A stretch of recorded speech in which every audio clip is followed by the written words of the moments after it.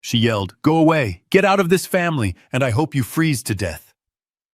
Then she slammed the heavy oak door, locking me outside in the middle of a brutal Chicago winter, wearing nothing but my thin cotton nightgown. I stood there shivering barefoot in the snow, staring at the house I had built with my own hands. I was about to grab a brick and smash the window just to survive the night when my elderly neighbor, the woman my daughter-in-law mocked every day, stepped out onto her porch. She wrapped a fur coat around my trembling shoulders and whispered something that changed everything. She said, "My son is their boss. Stay with me, Harrison. By tomorrow morning, he will be begging on his knees. If you have ever sacrificed your entire life for people who turned around and treated you like a burden, please hit the like button and subscribe to the channel. Let me know in the comments where you are watching from. It helps me to know I am not alone in this fight." The nightmare did not start with a conversation. It started with the ear-piercing sound of shattering glass. I was sitting in the living room trying to read my newspaper by the dim light of the lamp when my elbow barely grazed the pedestal table. The vase, a gaudy blue thing Brittany had bought online last week, wobbled and fell. It hit the hardwood floor with a crash that sounded like a gunshot in the silent house. Before I could even bend down to pick up the shards, Brittany was there. She didn't walk. She stormed into the room like a hurricane of expensive perfume and fury. She grabbed me by the collar of my pajamas, her acrylic nails digging into my neck. "You clumsy, useless old leech," she screamed, her face twisted into something ugly and unrecognizable. "That was an antique. That was a genuine Venetian glass masterpiece. You did that on purpose, didn't you? You are trying to ruin the feng shui of my home." I tried to speak to tell her that I had seen the sticker on the bottom of that vase just yesterday. Made in China. Price tag $49.99. It wasn't an antique. It was cheap decor she bought to impress her friends on Instagram. But she didn't give me a chance to utter a word. She yanked me upward with a strength I didn't know she possessed. I am 72 years old. My bones aren't what they used to be, but my mind is sharp. I knew exactly what was happening. This wasn't about a $50 vase. This was the excuse she had been waiting for. Brittany dragged me toward the front door. My bare feet slid uselessly against the polished floorboards. I flailed, reaching out to grab onto something, anything to stop this humiliation. My hand closed around the thick, solid frame of the archway leading to the foyer. The wood felt cool and smooth under my palm. White oak. American white oak. Time seemed to slow down as I clung to that wood. Tears welled in my eyes, not from the pain in my shoulder, but from the memory that flooded my mind. 15 years ago, I stood in this exact spot. But back then, there was no floor, no paint, just the raw skeleton of a house.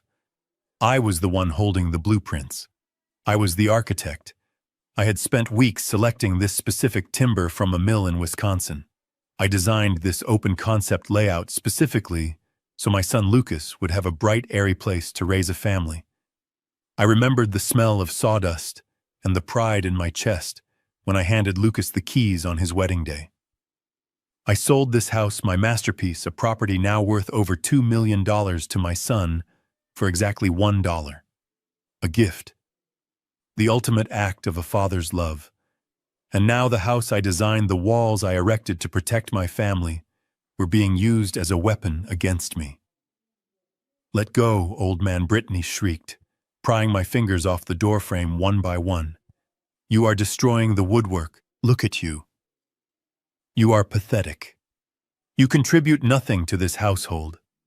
You just eat our food, take up space in the basement, and break our valuables. We are done. I am done." I gasped for air as she shoved me backward. I stumbled, my hip slamming against the console table. I looked up, desperate, searching for the one person who could stop this. The one person who owed me everything. "Lucas," I yelled, my voice cracking. "Lucas, please." And there he was. My son. My only child. Lucas was standing at the top of the stairs, looking down at the commotion. He was wearing his cashmere sweater, holding a glass of vintage red wine. the wine I had bought for the cellar 3 years ago. For a second our eyes locked. I looked at him silently begging. I remembered writing the check for his MBA tuition. $200,000. I remembered telling him, "Son, get the education I never had." I remembered the day I retired and told everyone that my son was a good man who would take care of me. But Lucas didn't rush down the stairs.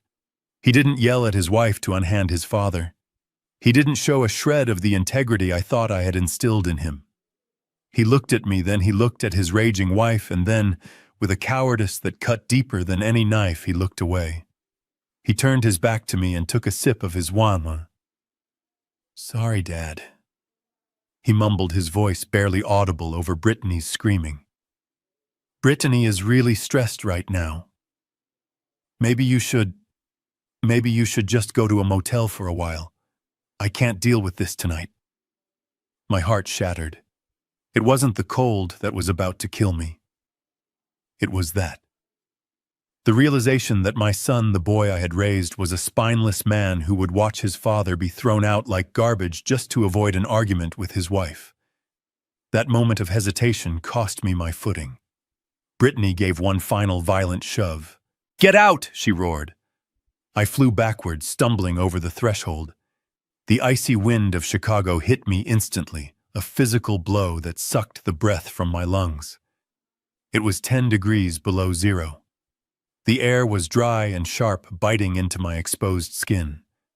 Brittany grabbed my old wool coat from the rack, the only thing of mine she touched, and threw it at my face. She didn't hand it to me. She threw it like you throw a ball to a dog. "Don't come back until you have a check to pay for my vase. Or better yet, don't come back at all." Slam! The sound of the heavy door closing was final.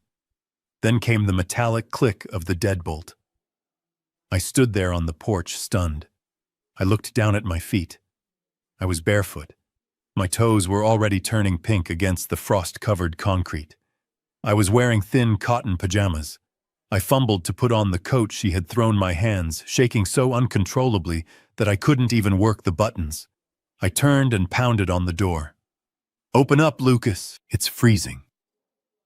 I'm going to die out here." Silence. I moved to the window, peering through the glass. I could see them inside. Brittany was pouring herself a glass of wine, laughing, checking her reflection in the mirror, fixing her hair as if she hadn't just committed a crime.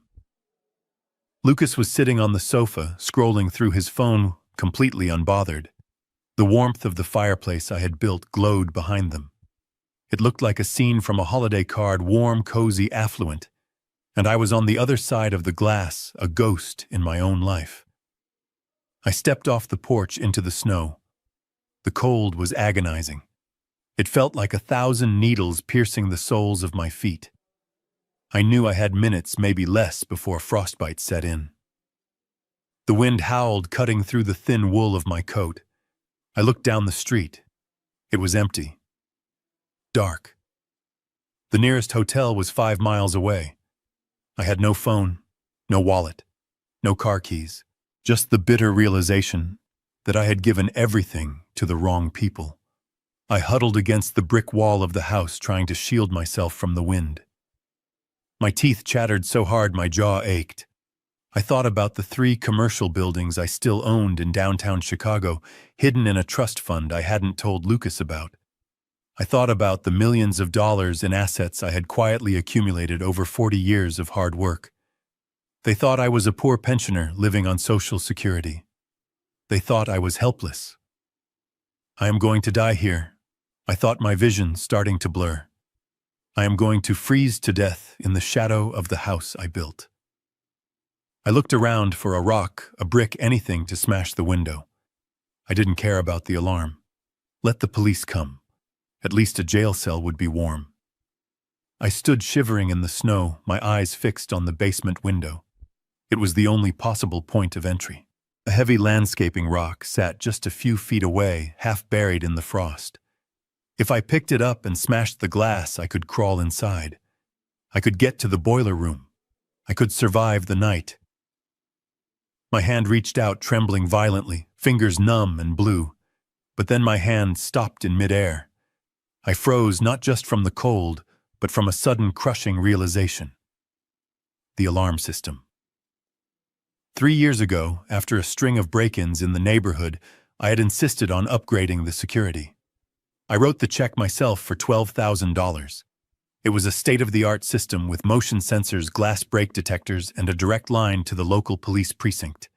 If I threw that rock, the sirens would scream within seconds. The police would arrive in minutes. And what would they see? An old man in a nightgown breaking into a luxury home owned by a young couple. Lucas and Brittany would tell them I was senile, dangerous, an intruder. I would spend the night in a holding cell or worse, a psychiatric ward. The house I built to keep my family safe had been turned into a fortress to keep me out. I dropped my hand. The hopelessness was heavier than the snow piling up on my shoulders. I was trapped. Psst, Harrison. The voice was barely a whisper cutting through the howling wind. I turned my head slowly, my neck stiff.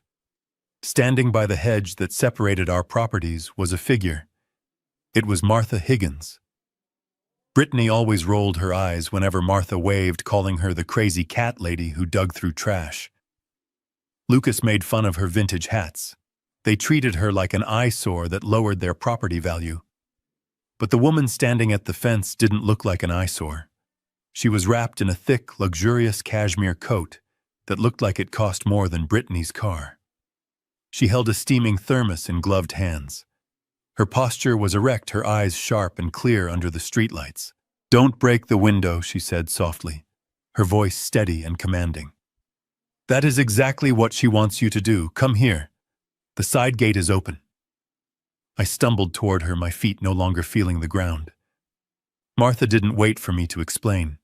She reached out, grabbed my frozen arm with surprising strength, and guided me quickly up her driveway. We entered through her side door, and the world changed instantly. The silence was the first thing I noticed. The wind stopped howling. Then came the warmth, a gentle enveloping heat that smelled of lavender and expensive cedar wood.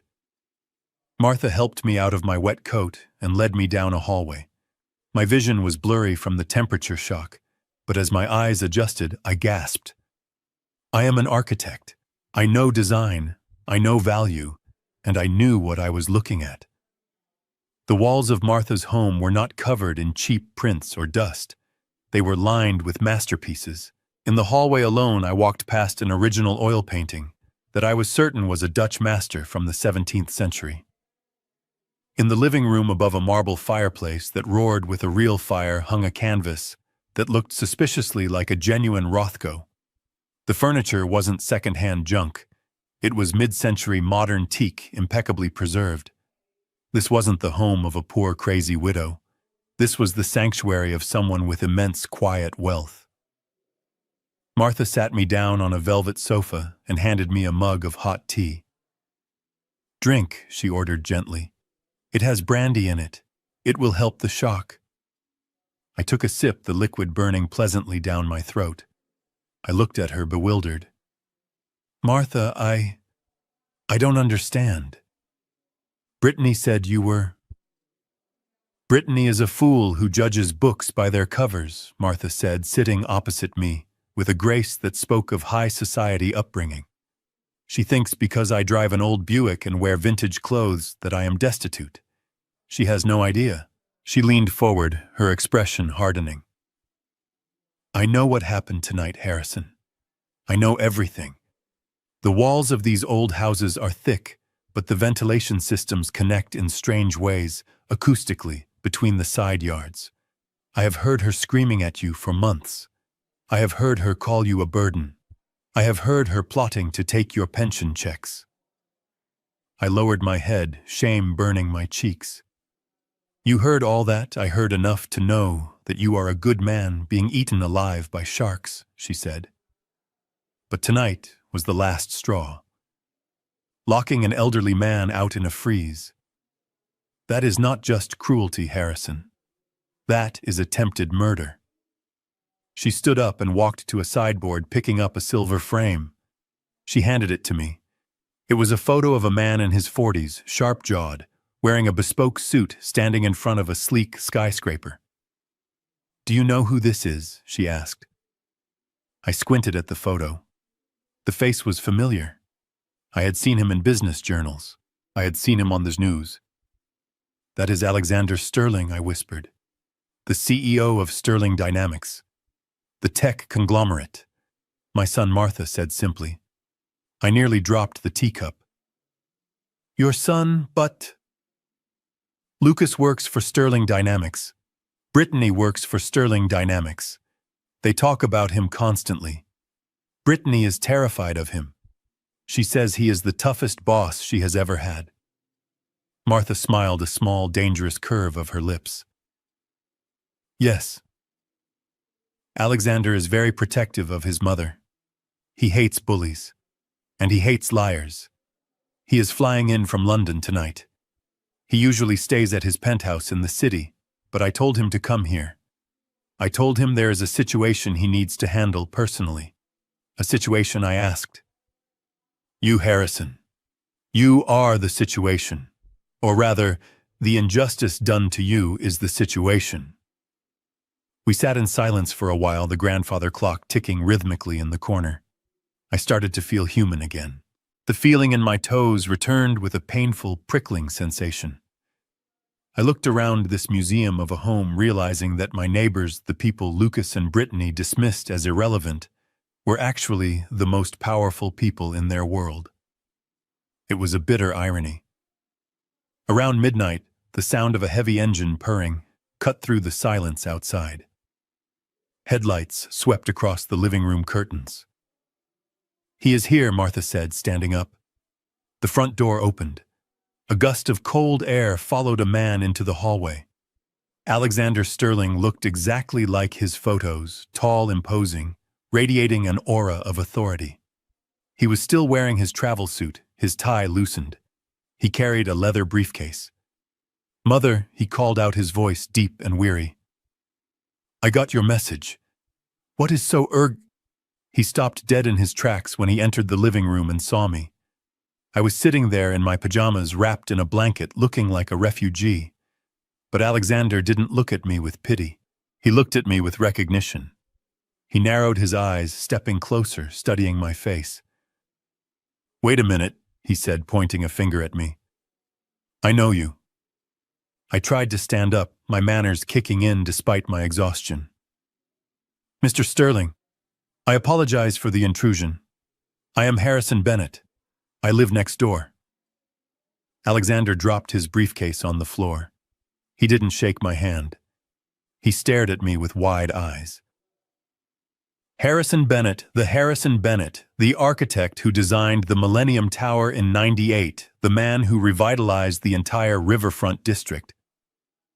I nodded slowly. "I retired 15 years ago, but yes, that was me." Alexander turned to his mother, a look of pure shock on his face. "Mother, do you have any idea who this is?"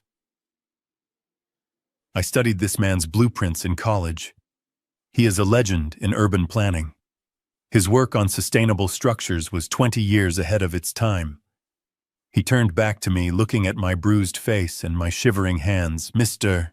Bennett, why are you sitting in my mother's living room in your nightwear in the middle of winter? What happened to you?" Martha stepped forward, placing a hand on her son's arm. "His son Lucas and that wife of his, Brittany, threw him out, Alexander. They locked him in the snow. They called him useless." I saw the change in Alexander's eyes instantly. The admiration shifted into a cold, terrifying rage. His jaw tightened. "Lucas Bennett, the junior analyst in Sector 4. And Brittany, the one in marketing who keeps asking for a raise." "Yes," Martha said. "They are his family." Alexander looked at me, then at the window facing my house. "They work for me," he said, his voice dropping to a dangerous whisper. "They threw a legend out into the snow like garbage." He pulled out his phone. I thought he was going to call the police, or maybe fire them on the spot. But he paused, looking at me. "Mr. Bennett," he said, "I can end their careers tonight. One phone call, and they will never work in this city again. Is that what you want? I looked at the fire. I thought about the cold. I thought about the Voss. I thought about the years of insults. No, I said, my voice raspy but firm. Not yet. Getting fired is too easy. They need to understand what they threw away. I want to go back in there. Alexander raised an eyebrow. You want to go back? I want to know why. I said. They didn't just throw me out because of a vase. There was panic in their eyes. They were hiding something. I want to find out what it is, and then I want to destroy them properly. Alexander stared at me for a long moment. Then a slow smile spread across his face. It wasn't a nice smile. It was the smile of a shark who just smelled blood in the water. I like your style, Harrison, he said. All right, we play it your way. Tomorrow morning I am not just the CEO. I am your driver. I am going to walk you right back through that front door, and we are going to see exactly what skeletons they are hiding in their closet. He poured himself a glass of brandy and raised it toward me. To family, he said sarcastically, and to the very bad day Lucas and Brittany are about to have. I raised my tea mug. To justice, I whispered. Outside, the snow continued to fall, burying the driveway, burying the secrets in the house next door. But inside, for the first time in a long time, I wasn't just an old man. I was an architect again, and I was drafting the plans for their downfall. The morning sun reflected off the pristine white snow with a blinding intensity that made my eyes water, but the warmth radiating from the black stretch limousine parked in Martha's driveway was a comfort I had never expected to feel again. Alexander held the door open for me, treating me with the deference one might show a head of state, not a bruised old man in a borrowed wool coat. We didn't have far to drive, just 50 feet to the house next door, but the symbolism was deliberate. We were not crawling back. We were arriving. I watched through the tinted glass as we rolled up the driveway I had paved a decade ago. The house looked serene, the picture of suburban perfection. Through the bay window of the dining room, I could see them. Lucas and Brittany were sitting at the table bathed in sunlight. Brittany was laughing, her head thrown back, a forkful of pancakes halfway to her mouth. Lucas was pouring orange juice, looking relaxed, looking relieved. They were celebrating. They thought the problem had resolved itself. They thought I was either frozen in a snowbank or shivering in a homeless shelter downtown. The sight of their happiness turned my stomach, replacing the fear of the previous night with a cold, hard knot of determination. Let's go, Alexander said, his voice low and steady. Remember, Harrison, you are not the victim today. You are the VIP. He helped me out of the car. I leaned on him, feigning a frailty that was only half-acted. My body still ached from the cold and the fall, but my mind was sharpening by the second. We walked up the steps. I didn't reach for my keys. I didn't have them anymore. Alexander pressed the doorbell, a long, assertive ring that demanded attention. Inside, the laughter stopped abruptly. I could imagine the confusion. Who would be visiting at 8 in the morning? The door swung open. Lucas stood there, a napkin still tucked into his collar, an annoyed expression on his face that vanished the instant he saw who was standing on his porch. His face went slack. The blood drained from his skin so fast he looked like a corpse.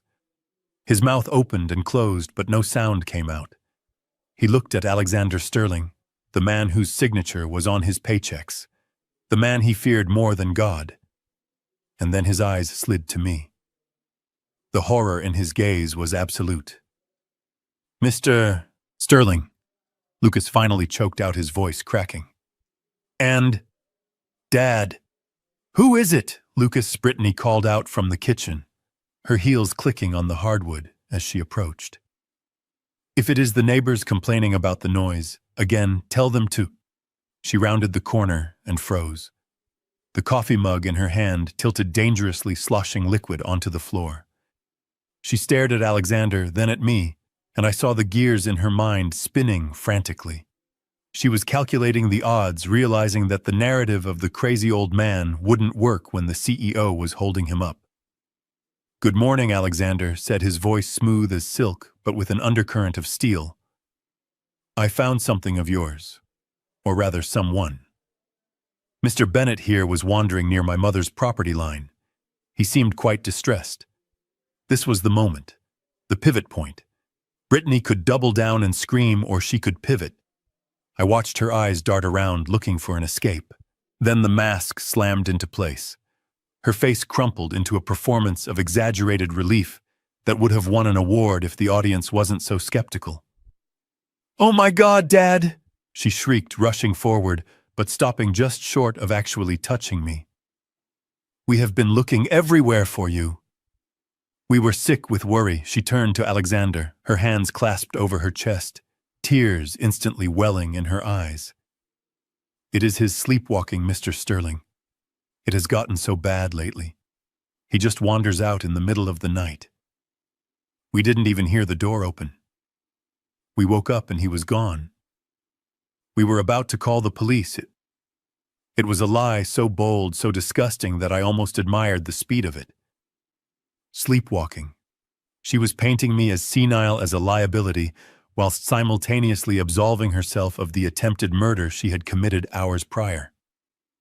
"Is that so?" Alexander asked, his face unreadable. He didn't look at her. He looked at Lucas. "Lucas, your father was wearing nothing but pajamas in sub-zero temperatures. He could have died." Lucas swallowed, hard sweat beading on his forehead. We know, sir. It's a tragedy. We need to secure the locks better. Dad, come inside. You must be freezing." He reached for me, his hand damp and trembling. I flinched, pulling back slightly.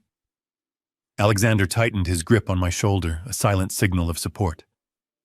"I am aware that you two are looking for a promotion to the regional director positions," Alexander said casually, as if discussing the weather. "I value employees who can manage their responsibilities. Family is the ultimate responsibility. If a man cannot take care of his own father, the architect who literally built the foundations of this city, I have to wonder if he can take care of my company's assets." The threat hung in the air, heavy and suffocating. Brittany paled. Lucas looked like he might vomit. "We will take care of him," Sir Brittany said quickly, her voice shrill. "We will make sure he is safe. We love him so much." "Good," Alexander said. "I will be checking in. Personally, Harrison and my mother are dear friends. If I hear that he has wandered off again, or if his health declines due to negligence, I will take it as a personal insult. And I hold grudges, Lucas." Alexander turned to me, his expression softening into genuine respect. "I will see you soon, Harrison. Rest well." He turned and walked back to his limousine without looking back. As the car drove away, the silence in the entryway was deafening. The protection was gone. I was back inside the beast's belly. The moment the limo was out of sight, Brittany's face shifted. The concern vanished, replaced by a cold, venomous hatred. She didn't scream this time. She whispered, which was somehow worse. "You lucky old bastard," she hissed. "You think you are clever getting the boss involved?" I didn't say a word. I just stared at her, letting my silence be my weapon. "Get him downstairs," she ordered Lucas, refusing to look at me. "I don't want to see him. I don't want him in the guest room anymore. He is a security risk. Put him in the basement." Lucas grabbed my arm. There was no gentleness now. He dragged me toward the narrow door under the staircase that led to the lower level. It used to be a finished gym, a place of leisure. But as we descended the stairs, the air grew heavy and damp. It smelled of mildew and neglect. "This is where you stay," Lucas muttered, not meeting my eyes. "It's safer. No windows you can climb out of to embarrass us." He pushed me into the room and turned on the single overhead bulb. The harsh light revealed the truth of my new existence. They had stripped the room. The exercise equipment was gone. In its place was a lumpy twin mattress on the floor and piles of boxes, junk they hadn't bothered to unpack or throw away. It was a storage unit, and I was just another piece of unwanted inventory. Lucas turned to leave, but I stepped toward the corner of the room, drawn by a familiar shape sticking out of a cardboard box. My breath hitched. It was a tube of blueprints. I reached out and pulled them free, unrolling the thick paper on top of a stack of old magazines. It was the 1990 Chicago Riverwalk expansion proposal. My magnum opus, the project that had defined my career, the reason I was respected in this city. I had won 3 national awards for these drawings. They were art. They were history. Now they were covered in coffee stains.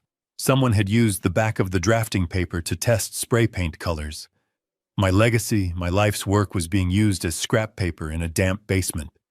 I ran my hand over the ruined ink lines. This was how they saw me. Not as the man who built skyscrapers, not as the father who paid for their degrees, but as trash to be stored underground until it rotted away. "Stay here," Lucas said from the doorway, his voice flat. "I'll bring you a sandwich later. Don't come upstairs. If Brittany sees you, I can't stop her." He closed the door. I heard the lock click. It wasn't a normal door lock. It was a deadbolt they must have installed on the exterior recently. They had prepared for this. I was a prisoner. I sat down on the cold mattress, the dampness seeping through my trousers. Despair tried to claw its way into my throat, but I swallowed it down. I looked at the ruined blueprints again. I remembered the man who drew them. That man was brilliant. That man was relentless. That man solved problems that other engineers said were impossible. I was still that man. I reached into the deep pocket of the wool coat I was still wearing. My fingers closed around the object I had retrieved from my stash box in Martha's guest room before leaving. It was an old smartphone screen, cracked battery holding on by a thread, but functional. I had kept it as a backup years ago. I checked the signal. 1 bar. Enough. I crawled to the corner of the room where the ventilation duct ran along the ceiling. The metal grate was loose. I could hear the muffled sounds of Brittany's voice drifting down from the kitchen above. She was on the phone, her voice frantic, angry. I pulled the mattress over to the corner. I slid the phone underneath the edge of the fabric, positioning the microphone toward the vent. I opened the voice recorder app and pressed the red button. The recording time started ticking. 000102. I lay back on the lumpy bed, staring at the unfinished ceiling joists. They thought they had buried me. They thought they had silenced me. But they had just put me in the engine room of their destruction. I closed my eyes and listened. The game had begun. The basement was a tomb of silence, broken only by the rhythmic dripping of a pipe somewhere in the darkness and the frantic beating of my own heart. I lay on the lumpy mattress, staring up at the rusted metal grate of the ventilation shaft. It was my lifeline, my only window into the house above where my captors lived. For hours there had been nothing but the hum of the refrigerator, but now voices drifted down. They were muffled at first, distorted by the metal ducts, but as the volume rose, the words became razor sharp. "You are a moron, Lucas. An absolute incompetent moron." It was Brittany. Her voice wasn't shrill like it had been when she threw me out. It was low, venomous, trembling with a fear I had never heard in her before. I crawled off the mattress, my joints protesting in the damp cold, and dragged a plastic storage bin under the vent. I climbed up, pressing my ear against the cold steel. I thought it was a sure thing, Lucas whined. His voice sounded thin, on the verge of tears. The guys on the forum said the coin was going to the moon. It was a pump and dump Brittany. I didn't know how much she demanded. "Tell me the exact number before I throw this wine bottle at your head." 500,000, Lucas whispered. But the silence that followed was so loud, I heard it clearly through the floorboards. $500,000, Brittany screamed, then immediately lowered her voice to a harsh hiss. "You lost $500,000. That wasn't our money, Lucas. That was the loan from the sharks your friend introduced us to." That was the down payment for the new Porsche. I gripped the edge of the vent, my knuckles turning white. $500,000. My son hadn't just made a bad investment. He had gambled away a fortune he didn't have. He was playing with fire, and now the house was burning down. They said, "If we don't pay by Friday, they are going to break my legs," Lucas sobbed. "Brittany, what do we do? We are maxed out. The credit cards, the equity line, everything." There was a pause, the sound of pacing footsteps vibrating through the ceiling. Then Brittany spoke, her voice devoid of emotion. "We have to liquidate assets. Fast." "We don't have assets," Lucas cried. "The car is leased. The house is mortgaged to the hilt." "We don't." Brittany corrected him. "But the old man does."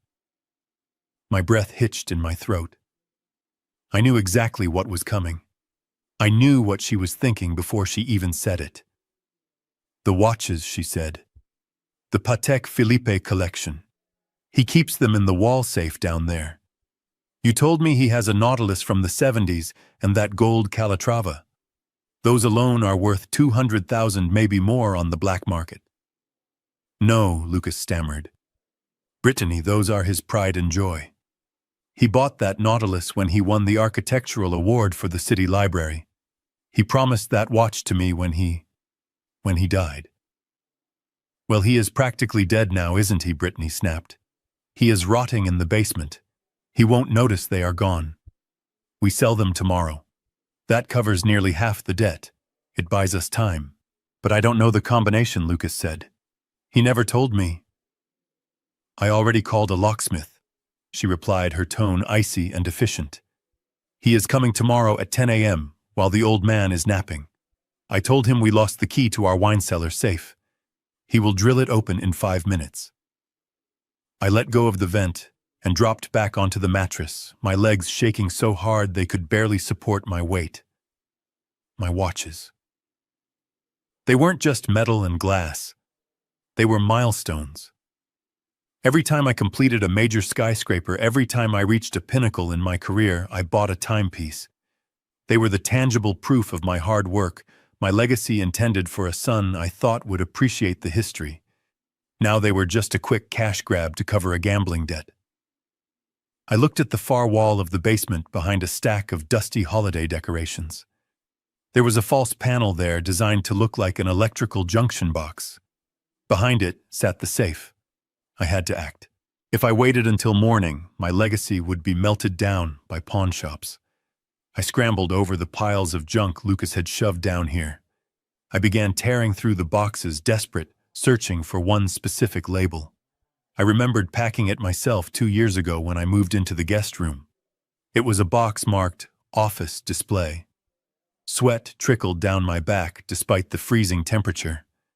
I threw aside old tax records, broken lamps, a bag of winter clothes. Finally, I saw it.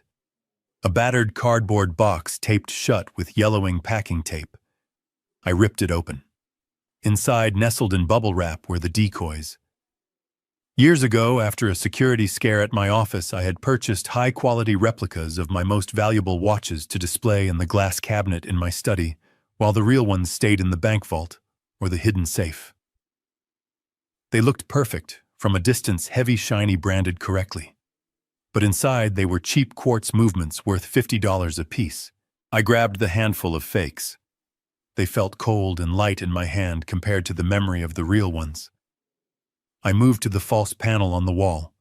My fingers fumbled with the latch. I pushed it aside, revealing the steel face of the safe.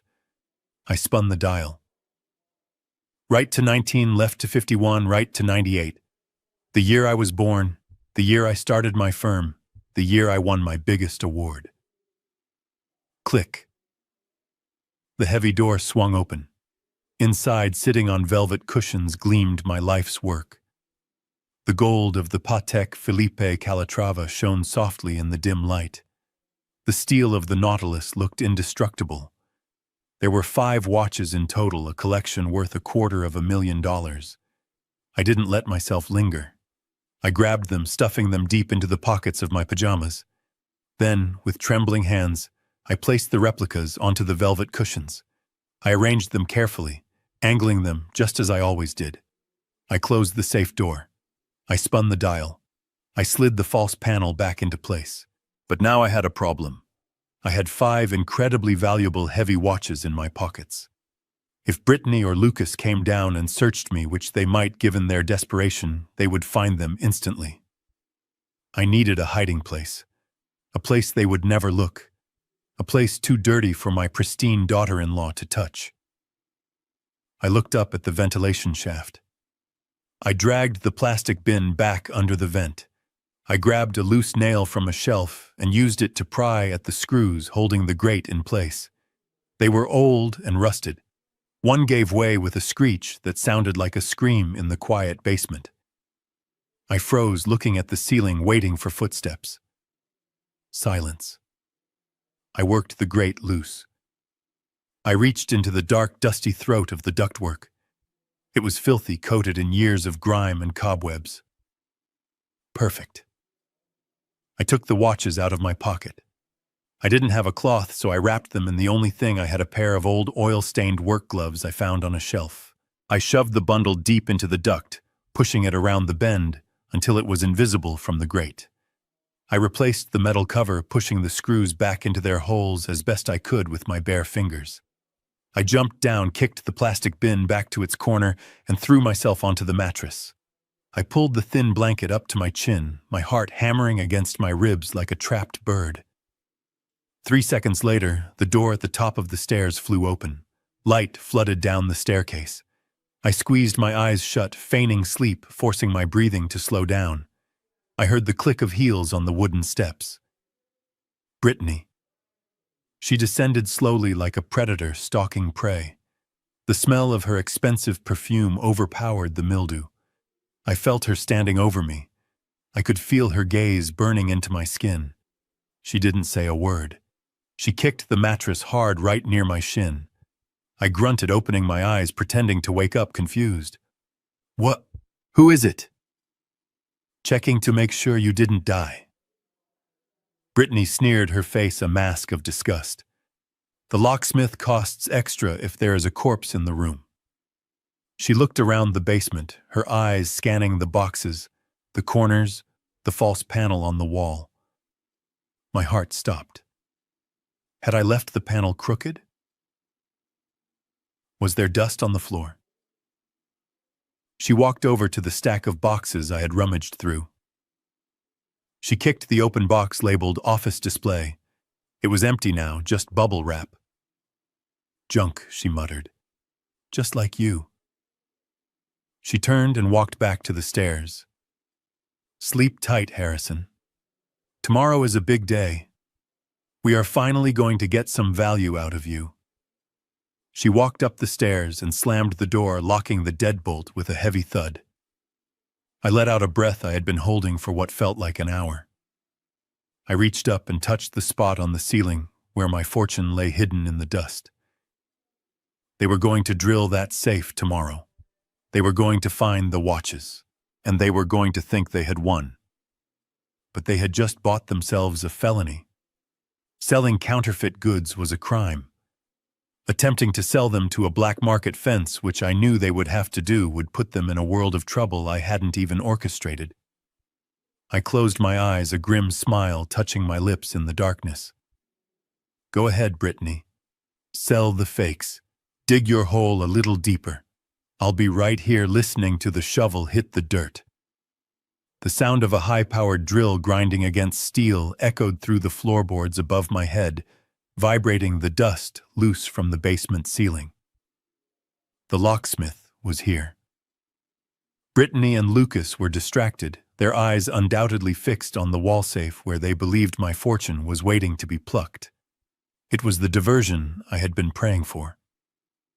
I reached into the inner lining of the wool coat I was using as a blanket. My fingers closed around a cold, smooth object, no larger than a shirt button. Alexander had slipped it into my hand the night before, just before he got into his limousine. A high-definition wireless surveillance camera with a microphone disguised as a simple black button. It was military-grade technology, the kind used in corporate espionage, and now it was my weapon. I knew I only had a few minutes.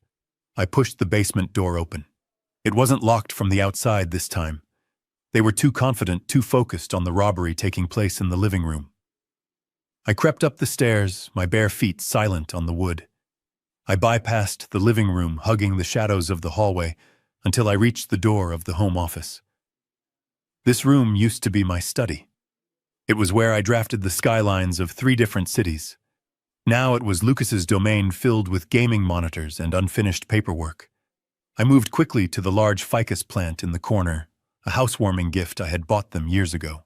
It had grown tall and leafy, offering the perfect vantage point. I pressed the button camera into the soil, angling the lens through the foliage so it pointed directly at the ergonomic desk chair and the computer screens. I tapped the activation switch on the back. A tiny red light blinked once, then vanished. I didn't linger. I slipped back out into the hallway, hearing the locksmith cheer as the safe door finally popped open upstairs. I scrambled back down to the basement, my heart hammering against my ribs, and locked the door from the inside just as I heard Brittany's triumphant shriek of delight echoing from the living room. She had found the watches.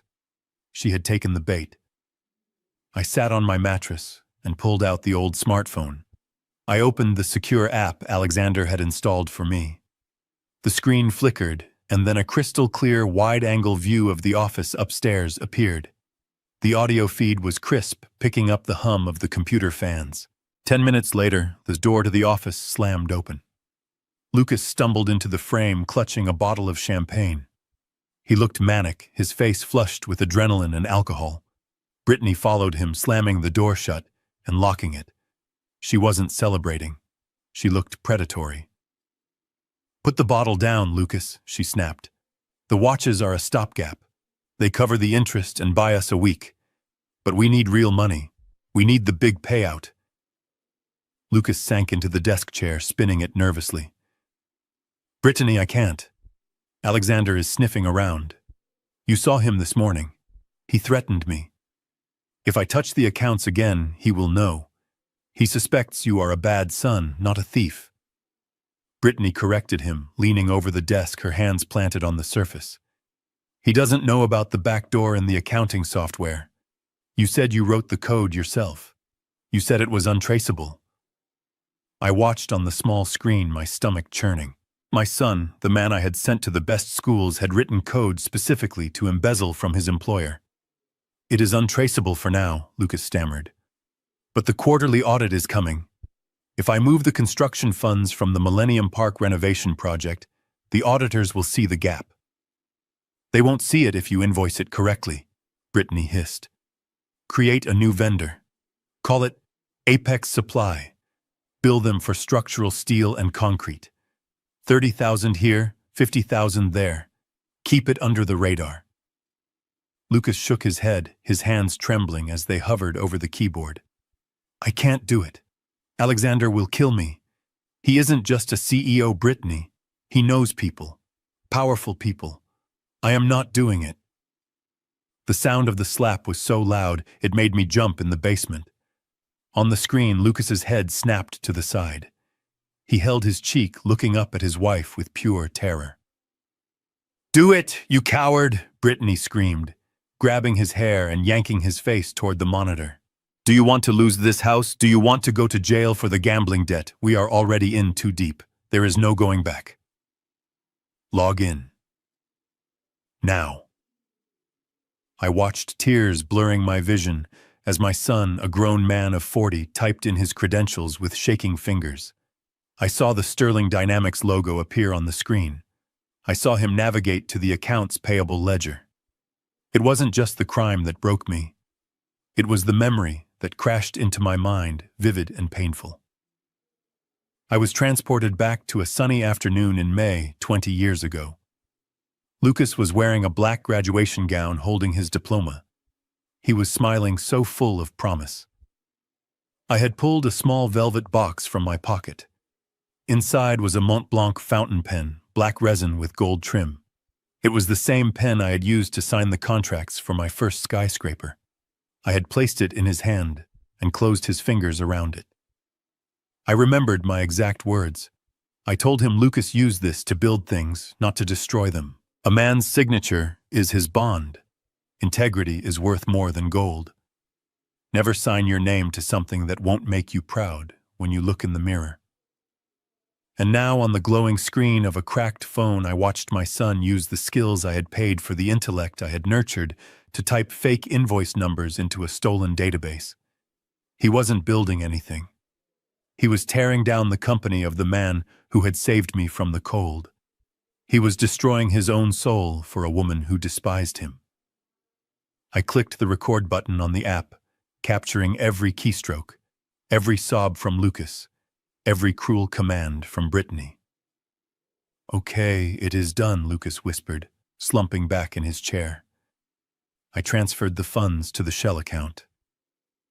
How much? Brittany demanded, checking the screen. $350,000, Lucas said, his voice hollow. "It is from the Foundation reinforcement budget. If they don't catch it, the building could be compromised in a decade. But we will have the money by tomorrow." Brittany smiled, a cold, satisfied expression that made her look like a monster. "Good. Now clean up the browser history. We have a gala to attend tonight, and I need to buy a dress." The feed went dead as they left the room. I sat in the darkness, the silence of the basement returning heavier than before. I wasn't just an observer anymore. I was a witness to a felony. My son was not just a bad husband or an ungrateful child. He was a white-collar criminal who was risking the safety of future buildings to pay for his mistakes. My thumb hovered over the send button on the app. Sending this file would seal his fate. It was the evidence that would put him in handcuffs. It was the end of his career, his freedom, his life as he knew it. I closed my eyes and saw the graduation pen again. I saw the boy he used to be. But then I saw him standing on the stairs, drinking wine while I froze in the snow. I pressed send. A moment later, the phone buzzed. A secure message from Alexander Sterling appeared on the screen. "Data received. Our forensic accountants just flagged a suspicious transfer from the construction hold. Your video confirms the origin. $350,000 confirmed stolen. We have them, Harrison." I stared at the message. The trap was set. The evidence was irrefutable. Tonight at the gala, they would be walking into a lion's den, thinking they were the kings of the jungle. I lay back on the mattress, the grief sitting on my chest like a stone. I had just signed my son's arrest warrant, but as I looked at the ruined blueprints in the corner, I knew I had no choice. Lucas had made his decision when he typed those numbers. Now I had to make mine. Tonight I would wear my old suit. Tonight I would step into the light. And tonight the bill would finally come due.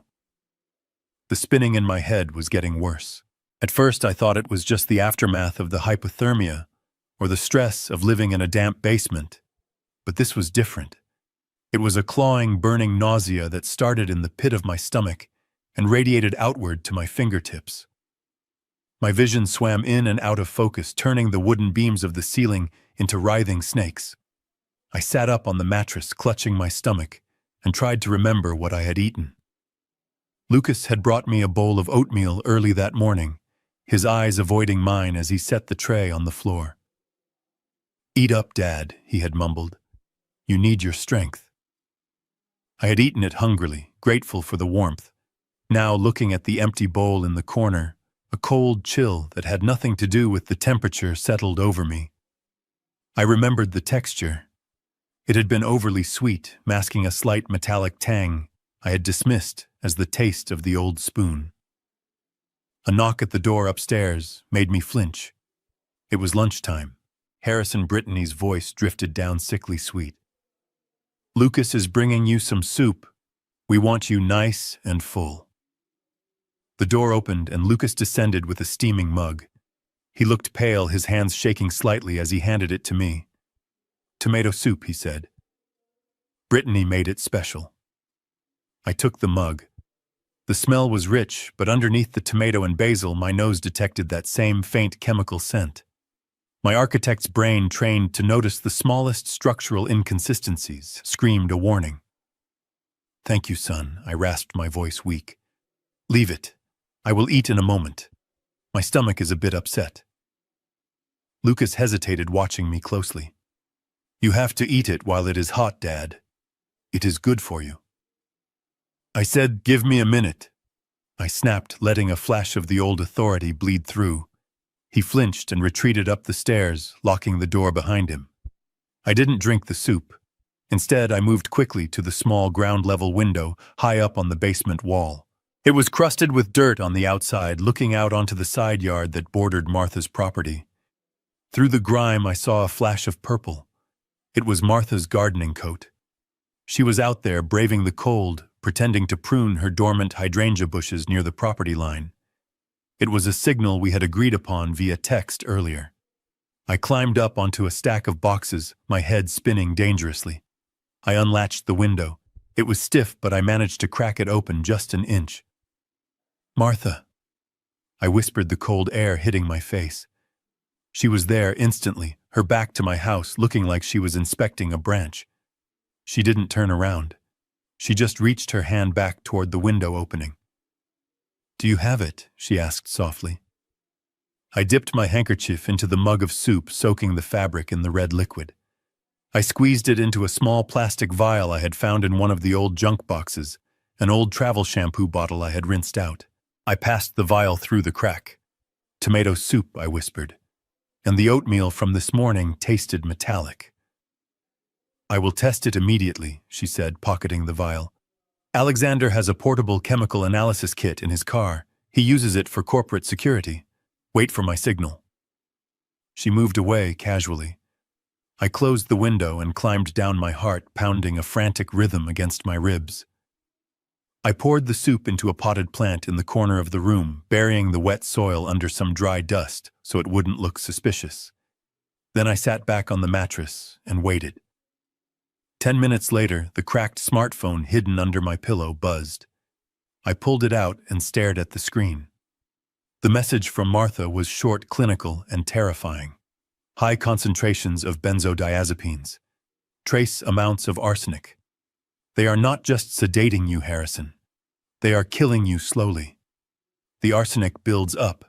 It looks like heart failure in elderly patients. I dropped the phone, my hands trembling uncontrollably. This wasn't just greed. This wasn't just abandonment. This was murder. My son and his wife were actively poisoning me. They wanted me dead before I could change my will, before I could cause a scene, before I could expose them. The realization broke something inside me, but it also forged something new. A survival instinct deeper than grief. I heard the heavy thud of footsteps upstairs. Brittany was coming down. I hid the phone instantly. I needed them to believe their plan was working. I needed them to think I was fading, that I was no longer a threat. I lay back on the mattress and let my body go limp. I summoned every ounce of exhaustion, every ache in my joints, and magnified it. I started to shake, letting my jaw slacken. The door opened. Brittany stood at the top of the stairs, silhouetted by the hallway light. "Harrison," she called out, "did you finish your soup?" I let out a low moan, thrashing my legs slightly, as if in a fever dream. The blueprints," I mumbled, slurring my words intentionally. "The steel girders are melting. Lucas, help me." She descended the stairs, the click of her heels echoing like gunshots. She walked over to the empty mug on the floor and smiled. It was a cold, satisfied smile that didn't reach her eyes. "Look at you," she said softly, nudging my leg with her foot. "Completely out of it. The doctor said it would be peaceful, but you look like you are struggling." She leaned down, her face inches from mine. I smelled her expensive wine and the rot of her soul. "Don't worry, Harrison," she whispered. "It won't be long now. A few more bowls of soup, a few more days, and your heart will just stop. Old age is such a tragedy, isn't it?" I squeezed my eyes shut, feigning a spasm. I gasped for air, clutching my chest. "Lucas, I wheezed. Where is my boy? Your boy is busy securing our future, she sneered. Lucas appeared on the stairs behind her. He looked terrified, his face pale in the dim light. Is he okay? He looks bad, Brittany. He looks perfect, Brittany said, standing up and brushing dust off her skirt. He is delirious. The arsenic is doing its job on his system, and the sedatives are keeping him quiet. He won't be able to speak coherently to anyone even if he wanted to. She turned to Lucas, her eyes gleaming with triumph. Call Gary, she commanded. Tell him to bring the inheritance papers and the power of attorney forms tonight. He is weak enough now. We can guide his hand to sign anything. And if he dies before the gala is over, we need to make sure everything is already in our name. But he is my dad. Lucas whispered, his voice trembling. He looks like he is in pain. He is a paycheck, Lucas, Brittany snapped. Focus. Do you want to go to jail for the embezzlement? Do you want to lose the house? This is the only way out. He dies. We inherit the rest of his assets. We pay off the debt, and we live happily ever after. Now stop being a coward and go call the lawyer. Lucas looked at me one last time. I saw a flicker of hesitation, a ghost of the son I once knew. I let out a pained whimper, waiting for him to rush to my side to call an ambulance to do the right thing. But he didn't. He looked at his wife, nodded slowly, and turned away. Okay, he said softly. I'll call Gary. Just make it quick, Brittany. I don't want him to suffer too long. Just a few more days, she promised, patting Lucas on the cheek. By the weekend he will be gone and we will be free. They walked up the stairs together, leaving me in the dark. The door clicked shut. I opened my eyes in the silence. The tears that rolled down my cheeks were real this time. They were hot and bitter. My son had just agreed to euthanize me like a sick dog. He had signed my death warrant to save his own skin. I wiped my face with the sleeve of my pajamas. The sadness evaporated, replaced by a cold, diamond-hard resolve. They thought I was dying. They thought I was weak. But they had forgotten one thing. You never demolish a building until you are sure the foundation is gone.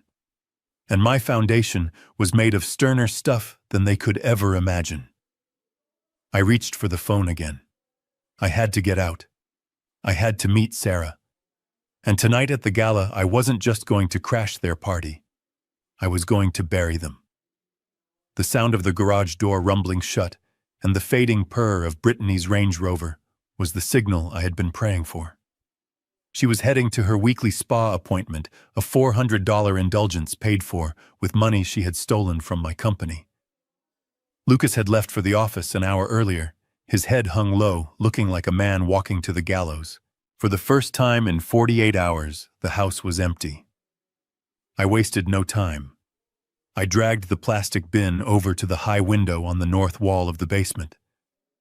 My body screamed in protest. The trace amounts of arsenic were already doing their work, making my limbs feel like they were filled with lead. But adrenaline is a powerful antidote. I climbed onto the bin, my face level with the grime-encrusted glass. Alexander had promised to help, and as always, he had delivered. I pushed against the iron security bars that covered the window well from the outside. To the naked eye, they looked solid, rusted into the concrete foundation. But as I applied pressure, the entire grate shifted. Alexander's security team must have come during the night, silent as ghosts, and used hydraulic cutters to slice through the bolts, then placed the grate back so it looked undisturbed. I pushed the glass pane open. It groaned on its hinges. I shoved the iron bars aside. They moved with a heavy scrape against the cement. I pulled myself up. It was an agonizing struggle. My shoulders burned, and my breath came in short, ragged gasps. I scraped my elbows raw against the rough concrete ledge, but I didn't stop. I hauled my 72-year-old body out of that dungeon inch by inch until I flopped onto the snow-covered mulch of the side yard. The cold air hit me like a slap, waking up my senses. I lay there for a moment, staring at the gray Chicago sky, breathing in freedom. Then I scrambled to my feet. A nondescript gray sedan was waiting at the end of the alley, just as Martha had promised. The driver didn't ask questions. He simply opened the back door, and the moment I slid onto the leather seat, he drove. 20 minutes later, I walked into the law offices of Jenkins and Associates. The receptionist looked up, her eyes widening at my appearance. I was wearing my old wrinkled suit, my shoes were scuffed, and I looked like a man who hadn't slept in a week. But before she could ask me to leave, the double doors at the end of the hall flew open. Sarah Jenkins stood there. She was one of the toughest corporate attorneys in the city, a woman I had trusted for 30 years. She didn't look at my clothes. She looked at my eyes. "Harrison," she said, her voice tight with controlled anger. "Get in here." I walked into her office and she closed the door, locking it. She guided me to a chair and poured a glass of water. "I received the files from Alexander this morning," she said, sitting behind her massive oak desk. "The embezzlement evidence, the toxicology report. Harrison, we have enough to put them away for 20 years. Why are you here? You should be in a hospital." I took a sip of water, my hand shaking slightly. "I will go to the hospital later, Aunt Sarah. Right now I have business to conclude. Open the Bennett Holdings file." Sarah hesitated, then reached into her secure drawer and pulled out a thick, leather-bound portfolio. She placed it on the desk and opened it. The contents of that file were the best-kept secret of my life. Lucas and Brittany thought I was living off a modest pension and Social Security. They thought the house I sold them for $1 was my only significant asset. They had no idea. Sarah spread the documents out. 3 commercial skyscrapers in downtown Chicago. A diversified portfolio of blue-chip stocks accumulated over 40 years of market growth. Municipal bonds. Offshore trusts. The total valuation at the bottom of the balance sheet read $15,400,000. I looked at the number. It didn't make me feel rich. It made me feel like a failure. "Why did you hide it?" Harrison Sarah asked softly, echoing the question Tom that had haunted me for years. "You could have lived in a penthouse. You could have hired nurses. You didn't have to live in their basement." "I did it for him," I whispered, staring at the deed to a building on Wacker Drive. "I wanted Lucas to build his own life. I wanted him to have the hunger I had. I thought if he knew about the money, he would become lazy. He would become entitled." I let out a bitter laugh. "I was a fool, Sarah. He became entitled anyway. He became a thief because he thought he was poor, and now he is going to become a prisoner because he tried to steal what he thought I didn't have." I sat up straighter, pushing the regret aside. It was time to stop being a father and start being a businessman. "What is the status of the mortgage on Lucas's house?" I asked. Sarah tapped her keyboard, pulling up a real estate database. "It is in pre-foreclosure," she said grimly. "They haven't paid the mortgage in 4 months. The bank has already issued a notice of default. They are drowning Harrison. The bank is looking to offload the toxic debt before the end of the fiscal quarter. They want to sell the note to a collection agency for pennies on the dollar, just to clear the books." "Perfect," I said. "Buy it." Sarah stopped typing. She looked at me over her glasses. "Excuse me, I want Bennett Holdings to purchase the mortgage note from the bank." I said, my voice steady. "Buy the debt. Buy the arrears. Buy the entire lien on the property. Use the shell company so my name doesn't appear on the paperwork yet." Harrison Sarah said slowly. "If you buy the note, you become the lender. You become the bank. You will hold the deed to the house they kicked you out of." "Exactly," I said. "And since they are in default as the new lien holder, I will have the right to accelerate the loan. I can demand full payment of the entire principal immediately." "And when they can't pay?" Sarah asked, already knowing the answer. "Then I foreclose," I said. "I take the house. I take the asset. Sarah looked at me with a mixture of fear and admiration. It was a ruthless maneuver. It was the kind of move a corporate shark makes to swallow a competitor. It wasn't something a father usually does to his son. But Lucas wasn't my son anymore. He was the man who fed me poison soup. "Do it," I commanded. "Wire the funds today. I want the papers signed and legal by 5 p.m. Sarah nodded, her fingers flying across the keyboard. She printed a document and slid it across the desk. It was the purchase order for the debt. I picked up the heavy Mont Blanc pen from her desk. The weight of it felt familiar. I signed my name at the bottom. Harrison Bennett, Director, Bennett Holdings. With that signature, I owned them. I owned the roof over their heads. I owned the floor they walked on. They were living in my house, plotting my death, unaware that their victim had just become their executioner. I stood up. My time was running out. "Thank you, Sarah," I said. "I will see you at the gala tonight. Bring the foreclosure papers. And bring the police." I left the office and the gray sedan raced me back to the suburbs. We arrived at the alley behind the house just as the clock struck 11.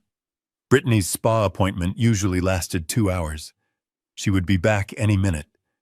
I scrambled back through the window well. The climb down was terrifying. I slipped halfway, scraping my shin against the iron bars, biting my tongue to keep from crying out. I landed on the pile of boxes with a muffled thud. I quickly pulled the iron grate back into position, ensuring it looked undisturbed from the outside. I closed the glass window and smeared dust over the latch to hide my fingerprints. I dragged the plastic bin back to its corner. I collapsed onto the mattress, my heart hammering against my ribs like a trapped bird.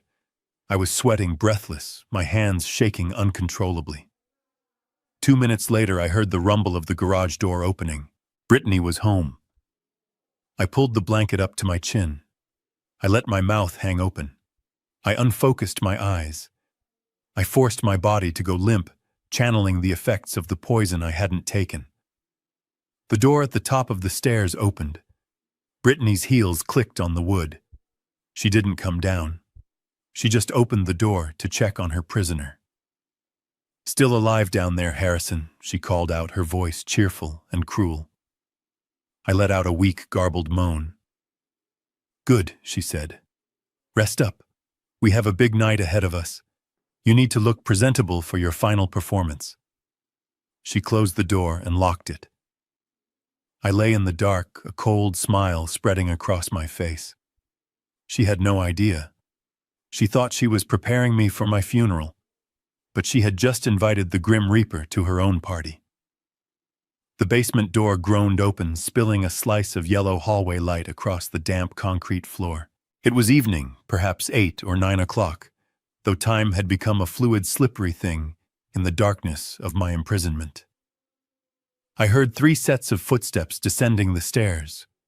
2 I knew intimately. The heavy, reluctant tread of my son Lucas, and the sharp, aggressive click of Brittany's heels.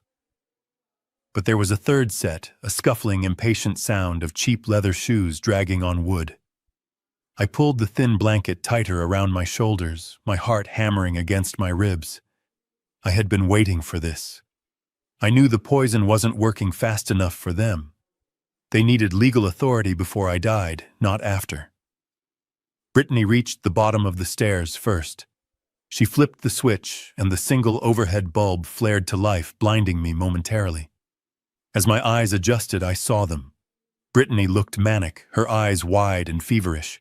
Lucas looked pale, his hands shoved deep into his pockets, refusing to look at the mattress where his father lay. And then there was the stranger. He was a short, sweaty man in an ill-fitting gray suit that had seen better decades. He carried a battered briefcase and smelled of stale cigarette smoke and desperation. He looked around the basement with a sneer, wrinkling his nose at the smell of mildew, but he didn't look surprised. This was a man who dwelled in the sewers of the legal system. "Wake up, Harrison." Brittany said, her voice sharp and devoid of the fake sweetness she had used earlier. "We have a visitor. This is Gary. He is a lawyer." He is here to help you. Help me, I croaked, forcing my voice to sound weaker than it was. I let my head loll to the side, my mouth hanging slightly open. Yes, to help you manage your affairs, Gary said, stepping forward. He didn't introduce himself properly or offer a hand. He just opened his briefcase on top of a stack of cardboard boxes and pulled out a thick document stapled in blue paper. We understand your health is declining rapidly, Mr. Bennett. Gary said, his voice a rapid, oily mumble. Your son and daughter-in-law are very concerned. To ensure your medical treatment is paid for and your assets are protected, we need to execute a durable power of attorney immediately. I squinted at the document. Even from the floor, I could see the bold letters at the top. It granted Lucas and Brittany total, unrestricted control over everything. My bank accounts, my properties, my medical decisions, even the right to cease life support. It was a death warrant disguised as legal aid. I don't want to sign, I whispered, trying to pull my hand away, as Gary thrust a pen toward me. You have to sign. Dad, Lucas said, finally speaking. His voice was tight, strained. It is for your own good. You are not thinking clearly. The doctors say you have dementia. Dementia. That was their angle. I looked at my son. Lucas, please. Don't do this. I am your father. Lucas flinched, but Brittany stepped in, blocking my view of him. She grabbed my wrist, her fingernails digging into my skin. Enough of the drama, she hissed. We don't have time for this. The gala is in 2 hours. We need this filed tonight. Sign the damn paper, Harrison. I clenched my fist, refusing to take the pen. No. Brittany's face twisted into a mask of pure rage. She looked at Lucas. Hold him down. Lucas hesitated. Brittany, maybe we can. I said hold him down, she screamed. Do you want the loan sharks to break your legs tomorrow? Do you want to lose everything? Grab his arm. Lucas moved. He walked over to the mattress and knelt beside me. He smelled of fear and expensive cologne. He placed his hands on my shoulders. I looked into his eyes, searching for any trace of the boy I had raised, the boy I had taught to ride a bike, the boy I had bailed out time and time again. I saw nothing but cowardice. Sorry, Dad, he whispered. He put his weight on me, pinning my shoulders to the mattress. I struggled, but I was 72 years old and weakened by cold and stress. He was 40 and desperate. He held me fast. Brittany grabbed my right hand. She forced my fingers open and jammed the pen into my grip. She wrapped her hand around mine, squeezing so hard my knuckles ground together. Gary, bring the clipboard, she ordered. The lawyer stepped forward, holding the document steady in front of my face. Just make an X if he can't write his name, Gary said, his eyes darting around the room nervously. It counts. I will witness it. I felt the pen touching the paper. Brittany was moving my hand, forcing the ink to flow. I had to act. I couldn't sign. If I signed even under duress, it would complicate everything. It would give them legal cover to empty the accounts before Sarah could intervene. I needed to create chaos. Earlier that afternoon, while rummaging through the boxes of old junk, I had found a forgotten stash of protein powder samples from when Lucas went through a bodybuilding phase years ago. I had pocketed a packet of Vanilla Whey. Just before they came down the stairs, I had poured a handful of the dry powder into my mouth, holding it there, letting it mix with my saliva into a thick, frothy paste. Now, as the pen scratched against the paper, I unleashed my performance. I let out a gargled, choking sound. I arched my back, bucking against Lucas's grip. What is he doing? Lucas yelled, his grip slipping. Hold him still, Brittany shrieked. I started to convulse. I shook my head violently, letting my jaw go slack. The mixture of saliva and white protein powder bubbled up, spilling out of the corners of my mouth. It looked exactly like a toxic reaction, like foam, like death. I gagged, forcing a retching cough, and sprayed the white frothy liquid all over the front of Gary's cheap gray suit. He is seizing, Lucas screamed, scrambling backward, wiping the foam from his hand. Oh God. He is dying, the poison was too much. Gary looked down at his suit, then at me. I was thrashing on the mattress. Eyes rolled back, white foam bubbling from my lips, making horrible, choking noises. He is dying, Gary yelped, his voice cracking. You said he was just senile. You didn't say he was dying. He is fine, Brittany yelled, trying to grab my hand again, though she looked terrified. It is just a fit, sign the paper. I let out a long, rattling wheeze and went limp, staring unseeingly at the ceiling, letting the foam pool on my chin. I am not part of this, Gary shouted. He threw the clipboard onto the floor. I am not catching a manslaughter charge for a few $1,000. You people are crazy. He turned and ran. He didn't walk. He sprinted up the stairs, his briefcase banging against his legs. We heard the front door slam seconds later. The silence that followed was heavy and terrifying. I lay still, shallow breathing, keeping my eyes fixed on the ceiling. Lucas was hyperventilating in the corner. He is dead. We killed him. We are going to prison, Brittany. Shut up, Brittany screamed.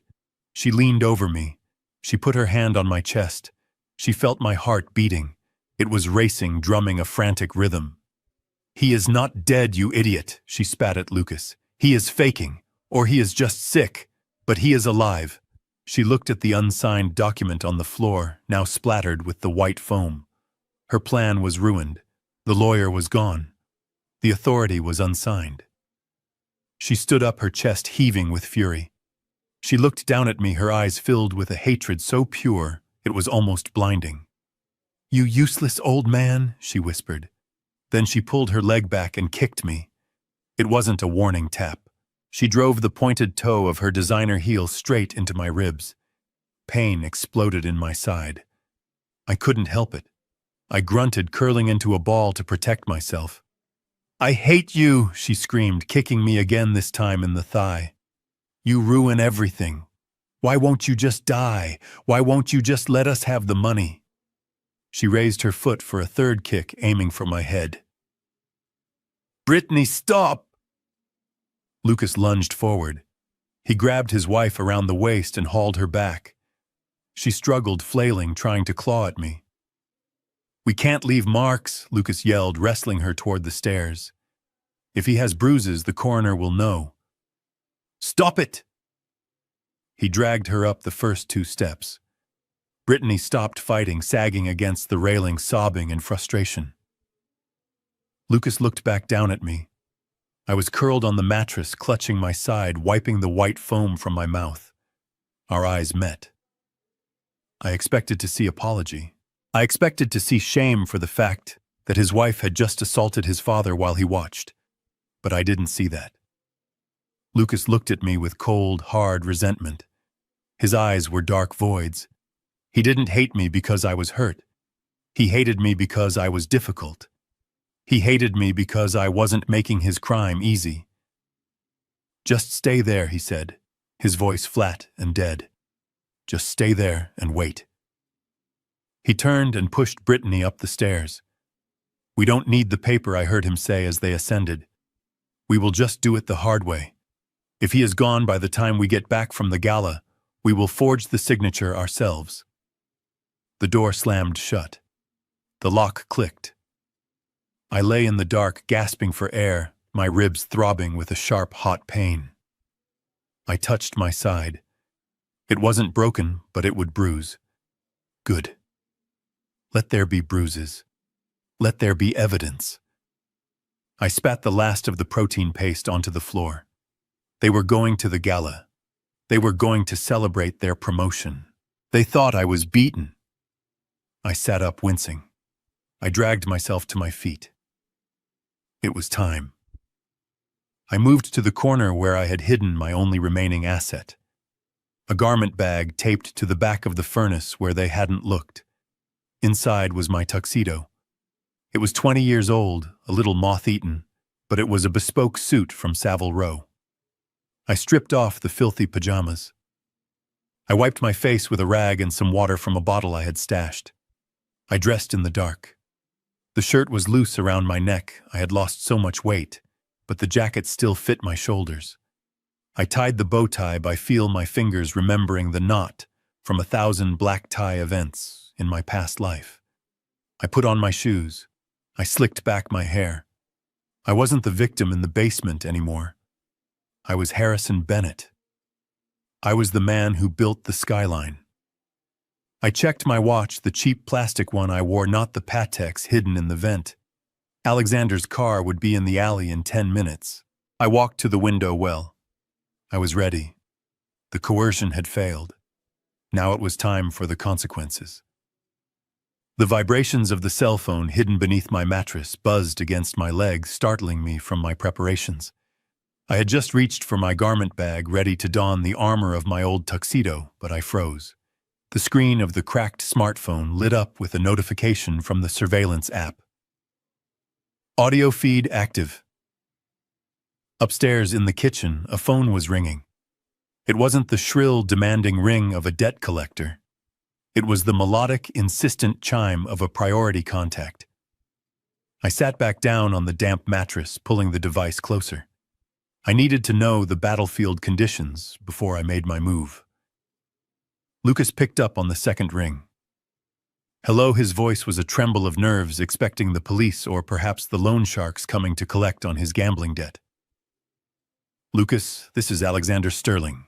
The voice coming through the tiny speaker was rich, commanding, and utterly terrifying to my son. I could hear Lucas gasp, the sound of a drowning man suddenly finding air. Mr. Sterling. Lucas stammered. Sir, I didn't expect a call so late. Is there a problem with the accounts? There was a pause, a masterful silence that Alexander held just long enough to let Lucas sweat. On the contrary, Alexander said, his tone shifting to a warm, enthusiastic purr. I have been reviewing the quarterly financial reports you submitted this morning. The consolidation of the construction funds, the efficiency of the vendor payments. It is remarkable work, Lucas. Truly visionary. I closed my eyes, shaking my head in the dark. Visionary. It was theft. It was embezzlement disguised as accounting, and Alexander knew it. He was reeling him in. Thank you, sir, Lucas breathed, his relief palpable even through the digital feed. I wanted to streamline the process. You have done more than that, Alexander continued. You have shown executive potential. I am looking for a new regional chief financial officer. Someone young, hungry, willing to take risks. I think I have found him. I heard a crash upstairs, likely Brittany dropping a glass or hitting the table in her excitement. Are you offering me the promotion? Lucas asked, his voice squeaking. I am, Alexander said. But I want to do it properly. We are hosting the annual Heritage Gala tonight at the Ritz-Carlton. It is a last-minute addition to the schedule, very exclusive. I want to announce your appointment there in front of the board, in front of the city's elite. Oh my God, I heard Brittany whisper in the background. We are rich. We are saved. There is just one condition, Lucas Alexander added, his voice dropping slightly, becoming more intimate. I was looking through your personnel file. I saw your father's name, Harrison Bennett. Yes, Lucas said, the fear creeping back in. Harrison Bennett was a legend in this city, Alexander said. He was a mentor to my late father. I had no idea he was living with you. It would be a profound honor for me to shake his hand tonight. Bring him with you. I want to honor the past while we celebrate the future. The silence that followed was heavy. I knew exactly what they were thinking. They were thinking about the man in the basement, the man they had starved, the man they had poisoned, the man whose ribs were currently throbbing from Brittany's designer heels. Sir Lucas stammered. My father, he is not well. He is very frail. I don't know if he can handle a gala. Nonsense, Alexander boomed. If he can stand, he can come. Put him in a wheelchair if you have to. But I insist. It would mean a great deal to me personally. And Lucas, I don't like being disappointed. I will bring him, Lucas said quickly. We will be there. 7 o'clock. Thank you, sir, thank you. The call ended. For a moment, there was silence upstairs. Then a scream of pure, unadulterated joy erupted. We did it, Brittany shrieked. CFO. Do you know what the salary is? It is $500,000 a year, plus bonuses. We can pay off the sharks. We can fix the accounts before the audit next month. We are untouchable. But what about Dad? Lucas asked, his voice cutting through her hysteria. Brittany, he looks like a corpse. He has foam on his face. You kicked him. We can't take him to the Ritz. We have to. Brittany snapped. You heard the boss. No dad, no promotion. She began pacing. I could hear the rapid click of her heels. Okay, here is the plan. We clean him up. We pump him full of caffeine and makeup. We put him in a suit. We wheel him in, park him in a dark corner, let Alexander shake his hand, and then we ignore him. If he tries to talk, we say it is the dementia. We say he babbles. Nobody listens to old men anyway. Go get him, she ordered. Get him into the shower. Scrub the filth off him. I will find a suit that fits. I quickly shoved the garment bag with my tuxedo back behind the furnace. I couldn't let them see it. If they saw I was prepared, they would know I was lucid. They would know I was plotting. I had to be the doll they wanted to play with. I had to be the victim one last time. I lay back on the mattress, slowing my breathing, letting my limbs go heavy. The door flew open. Get up, Lucas yelled, rushing down the stairs. He didn't look guilty anymore. He looked frantic, energized by greed. He grabbed my arm and hauled me up. I groaned, feigning weakness, letting my legs buckle. Come on, Dad, wake up. You are going to a party. You are going to make me rich. They dragged me up the stairs, out of the darkness, and into the blinding light of the hallway. The house smelled of lavender and money, a sharp contrast to the rot of the basement. They shoved me into the guest bathroom, the one I used to clean myself. Brittany was there, holding a sponge and a bottle of industrial-strength body wash. Her eyes were wild. Strip him, she told Lucas. The next hour was a blur of humiliation. They scrubbed me with rough hands, washing away the basement grime but leaving the bruises. They didn't care about my dignity. They discussed the color of the new Mercedes they would buy while they washed their father's back. Look at this bruise, Lucas whispered, pointing to my side. It is turning purple. Cover it with an undershirt, Brittany snapped. Nobody is going to see his ribs at the Ritz. Just make sure his face looks alive. They shaved me. Brittany applied concealer to the dark circles under my eyes, her touch cold and clinical. She combed my hair, slicking it back with Lucas's expensive gel. Then came the clothes. They didn't find my tuxedo. Instead, Lucas brought out an old, moth-eaten gray suit from the back of the closet, one I had worn to funerals 10 years ago. It smelled of cedar and age. They dressed me like a mannequin.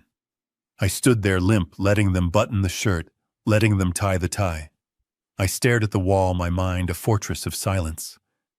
When they were finished, Brittany stepped back to evaluate her handiwork. He looks thin, she muttered. The suit is hanging off him. He lost 10 pounds in 3 days. Stuff a sweater underneath, Lucas suggested. No time, Brittany said. It will have to do. He looks frail. It sells the dementia story. She walked up to me, grabbing my face in her hands. Her nails dug into my cheeks. She forced me to look into her eyes. They were beautiful eyes, blue and clear, but filled with a darkness that chilled my blood. Listen to me, Harrison, she hissed, her voice a low, terrifying growl. Tonight is the most important night of our lives. You are going to sit in your chair. You are going to smile. And you are going to keep your mouth shut. She squeezed harder.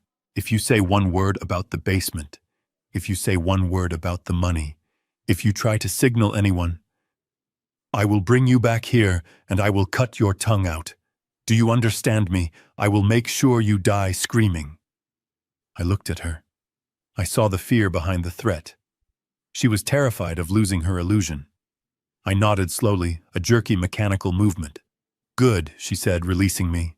She turned to the mirror to check her lipstick. She looked stunning in a red gown bought with stolen funds. Lucas adjusted his cufflinks, looking every inch the successful executive. Let's go, Lucas said. The limo is waiting. They walked out the door, expecting me to shuffle behind them. I paused for a second in the hallway. I looked at myself in the large gilt-framed mirror by the door. The man looking back at me was gaunt. His skin was pale. The gray suit hung loosely on his frame, a testament to the starvation and the poison. He looked like a ghost. But then I looked at the eyes. They weren't the eyes of a victim. They weren't the eyes of a senile old man.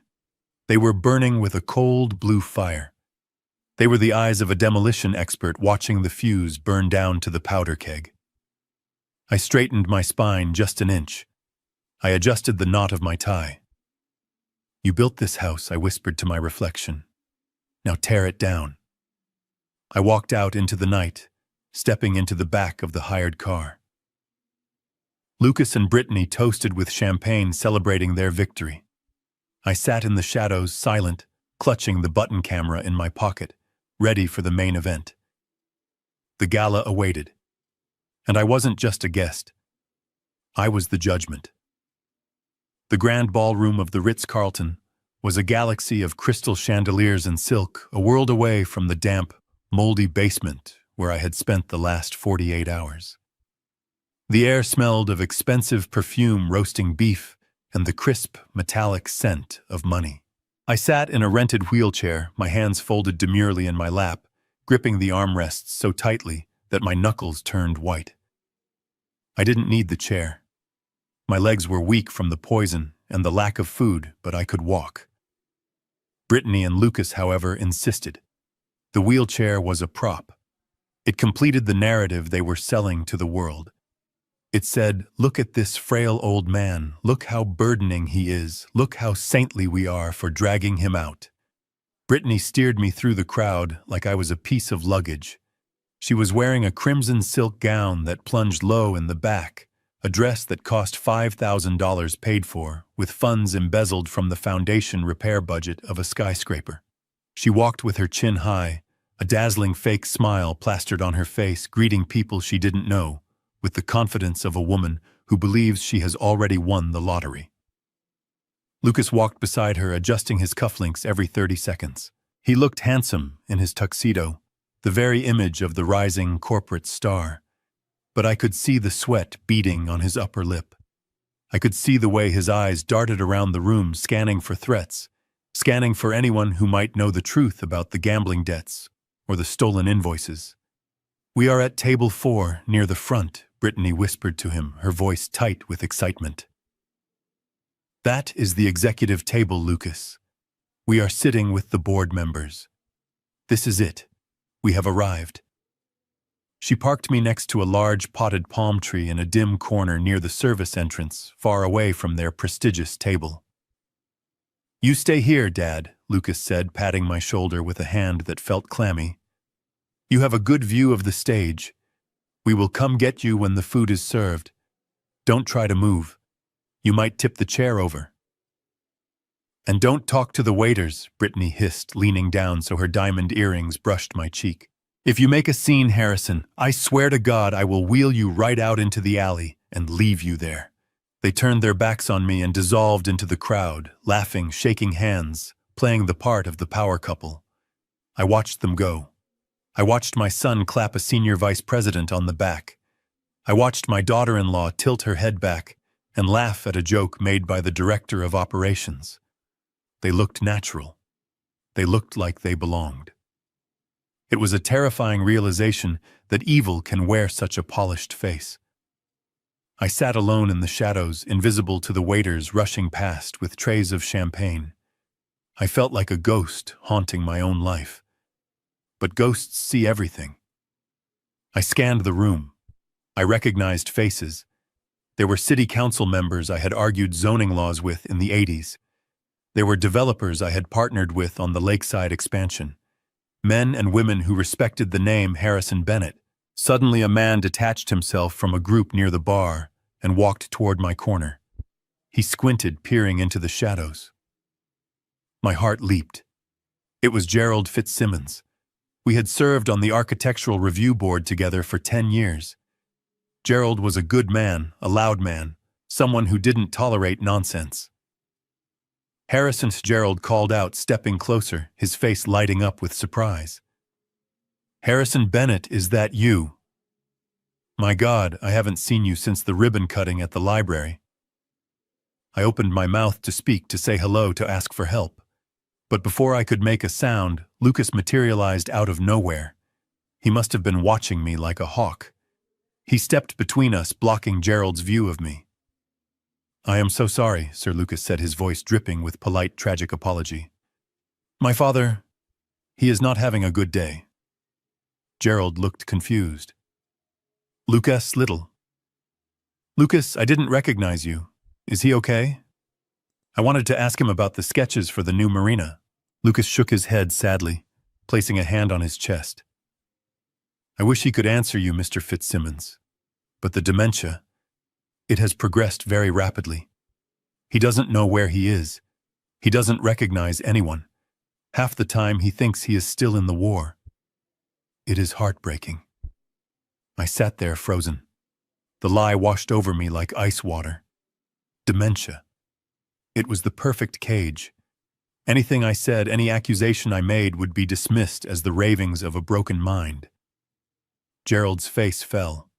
He looked over Lucas's shoulder at me, his eyes filled with profound pity. "Oh, I had no idea. He looks so frail." "I am so sorry, Lucas. He was a giant in this industry. A giant." "He is still my dad," Lucas said, his voice breaking with a fake emotion that made me want to vomit. "We are just trying to make his last days comfortable." Gerald nodded respectfully and backed away. "Take care of him, son." I watched my old friend walk away, taking my credibility with him. I gripped the armrests until my hands shook. I wanted to scream. I wanted to stand up and shout that I could recite the structural load capacity of every beam in this hotel.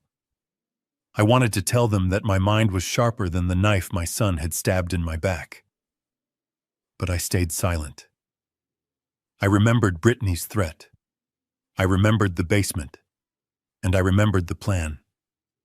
I had to wait. Lucas turned back to me, his face losing the mask of the grieving son instantly. "Close call," he muttered, wiping sweat from his forehead. "Keep your mouth shut, old man. You are doing great. Just sit there and look pathetic." He walked back to the head table where Brittany was clinking glasses with the wife of the CFO. 10 minutes passed. The room began to quiet down. The lights dimmed, casting the ballroom into a soft golden twilight. The chatter subsided into a low hum of anticipation. Then the double doors at the back of the room swung open. The air in the room seemed to change pressure. Alexander Sterling walked in. He didn't just walk. He commanded the space. He was wearing a tuxedo that fit him like a second skin, midnight blue, impeccable. He moved with the easy, predatory grace of a man who owns the building, the ground it sits on, and the debt of everyone inside it. He walked down the center aisle, nodding to board members, shaking hands with key investors. He was smiling, but his eyes were cold, scanning the room with laser precision. Lucas and Brittany stood up as he approached their table. They looked like eager puppies waiting for a treat. Brittany smoothed her dress, practically vibrating with excitement. Lucas buttoned his jacket, puffing out his chest. Alexander stopped at their table. He shook Lucas's hand. He kissed Brittany's cheek. I saw him say something to them, something that made them beam with pride. Brittany pointed toward the stage and Alexander nodded. Then Alexander turned. He looked past the tables, past the waiters, past the potted palms. He looked directly into the dark corner where I sat in my wheelchair. Our eyes met across the crowded ballroom. He didn't smile. He didn't wave. He simply raised his right eyebrow slightly and gave me a nearly imperceptible wink. It was a signal. It was the ignition spark. My heart rate slowed. The fear vanished. The humiliation of the wheelchair, the sting of the lies, the pain in my ribs, it all faded into the background. Alexander turned away from me and walked toward the stage. He stepped up to the podium, gripping the sides with both hands. The spotlight hit him, illuminating his face. He leaned into the microphone. "Ladies and gentlemen," he said, his voice booming through the speakers, deep and resonant. "Thank you for joining us tonight. We are here to celebrate excellence. We are here to celebrate the future of Sterling Dynamics. But before we look forward, we must look at the truth of where we stand today." He paused, letting the silence stretch out heavy and pregnant. "I have a very special presentation tonight," Alexander continued. "One that concerns the very foundation of integrity this company was built upon. And to help me present it, I would like to invite a rising star to the stage." He looked down at table 4. "Lucas Bennett, please join me." The room erupted in applause. Lucas stood up, his face flushed with triumph. He buttoned his jacket again. He looked at Brittany, who blew him a kiss. He looked like he was floating. He walked up the stairs to the stage, basking in the adoration of his peers. He shook Alexander's hand. He stood next to the CEO, looking out at the crowd, looking out at the world he thought he had conquered. I sat in my wheelchair, my hands unclenched. I smoothed the fabric of my old suit. "Enjoy the view, son," I whispered into the darkness. "It is a long way down." Lucas stood center stage, bathed in the spotlight. A smile of arrogant victory plastered across his face as the applause died down. He reached out to accept the microphone Alexander was offering, ready to give the acceptance speech he had likely rehearsed in the mirror a dozen times. But Alexander pulled the microphone back just an inch, his expression shifting from professional warmth to something glacial. "Before you accept this position," Lucas Alexander said, his voice echoing through the silent ballroom, "I think it is important for everyone here to understand the true nature of your recent contributions to Sterling Dynamics. We value transparency above all else, and thanks to a very reliable source, we have a uniquely transparent view into your operations." Alexander gestured to the massive projection screen behind them, which had been displaying the company logo. The image flickered and cut to black. A static hiss filled the room, followed by a grainy high-definition video feed. The ballroom gasped as one. On the screen, magnified to 20 feet tall, was the interior of Lucas's home office. The date stamp in the corner read "Yesterday." The audio was crystal clear. "Do it, you coward!" Brittany's voice screamed from the speakers, distorted by rage, but unmistakable. On screen, Brittany grabbed Lucas by the hair and slammed his face toward the monitor. The audience watched in horrified silence as my son, the man currently standing on stage in a tuxedo, typed with shaking hands. "It is done," the on-screen Lucas whispered. I transferred the funds to the Shell account. $350,000 from the foundation reinforcement budget. Lucas, standing on stage, turned white as a sheet. He staggered back, looking from the screen to Alexander, his mouth opening and closing, like a fish on dry land. "If they don't catch it, the building could be compromised in a decade," the recording continued. "But we will have the money by tomorrow." The video cut to a second clip. This one was darker, grainier. It was the basement. The camera angle was low, hidden in the shadows. It showed Brittany standing over a frail old man lying on a mattress. It showed her leg pulling back. It showed her kicking me in the ribs. "Why won't you just die?" the recorded Brittany shrieked. "Why won't you just let us have the money?" The screen went black. The silence in the Ritz-Carlton ballroom was absolute. You could hear a pin drop. Hundreds of eyes turned from the screen to the man on stage and then to the woman in the red dress at table 4. Lucas Alexander said, his voice calm and deadly loud in the quiet room. "You are not being promoted. You are being terminated effective immediately for cause. And you are being indicted for corporate embezzlement, fraud, and endangerment of public safety." As if on cue, the side doors of the ballroom burst open. 4 officers from the Chicago Police Department's Financial Crimes Unit marched in their badges, catching the light. Lucas's knees buckled. He grabbed the podium to stay upright. "No," he wheezed. "No, that is out of context. That is a deepfake." Brittany stood up at her table, knocking over her chair. She looked like a trapped animal. She pointed a shaking finger at the screen. "That is a lie. That old man is senile. He is crazy." "We were taking care of him." Alexander looked down at her from the stage. "We have the toxicology reports, Brittany. We know about the arsenic. We know about the forgery. It is over." Brittany looked around the room, seeing the walls closing in. She saw the police moving toward the stage to grab her husband. She saw the socialite wives looking at her with disgust. She played her last card. She screamed, her voice shrill and desperate. "You can't do this to us. We have rights. We have assets. At least we still have our house. That house is in my husband's name. You can't take our home." I decided it was time. I released my death grip on the armrests of the wheelchair. I took a deep breath, ignoring the ache in my poisoned muscles, and I pushed myself up.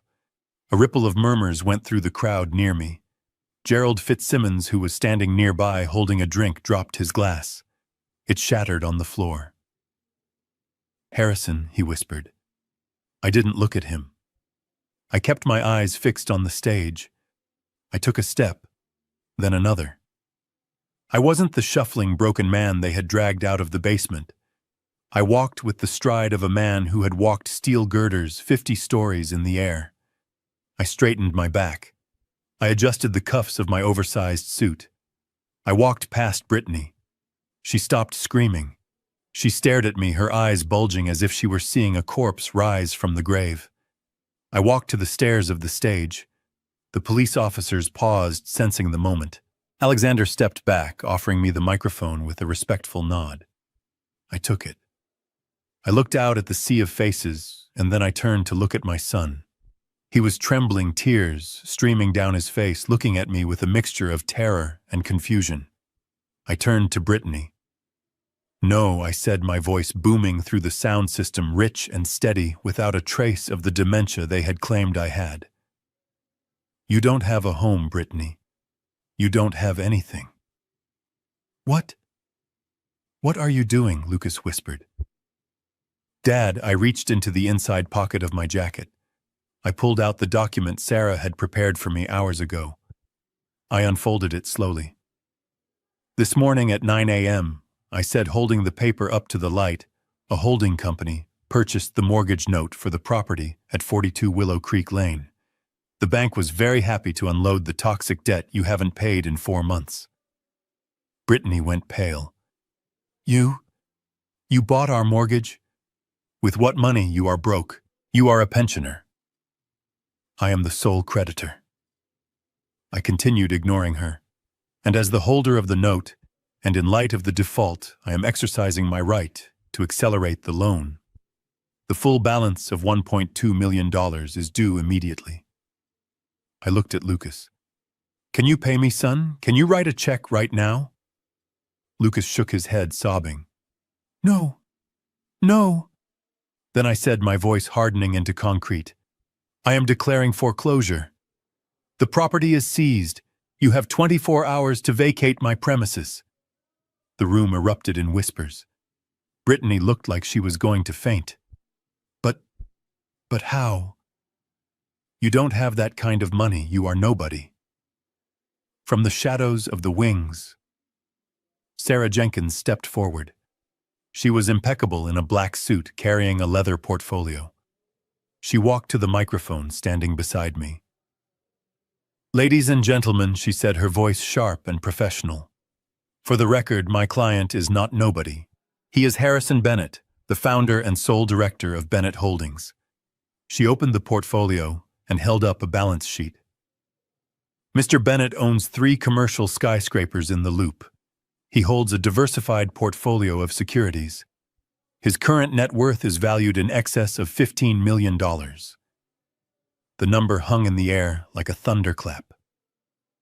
$15 million. Lucas looked at me. His eyes were wide, bottomless pits of shock. 15 million you. But the basement, the old clothes. Why I looked at him, and for the first time I let the pain show on my face. Because I wanted you to build your own life, Lucas. I wanted you to be a man, not a trust fund baby. I hid it to protect you from becoming exactly what you are standing here today, a thief who would poison his own father for a payout. Lucas fell to his knees. It wasn't a figure of speech. His legs simply gave out. He collapsed on the stage, burying his face in his hands. A howl of pure, agonizing regret tore from his throat. I could have had it all, he sobbed into the floor. I could have just asked. I could have just been a good son. Yes, I said softly, looking down at him. You could have. You didn't need to steal. You didn't need to kill. You just needed to be decent. I turned my back on him.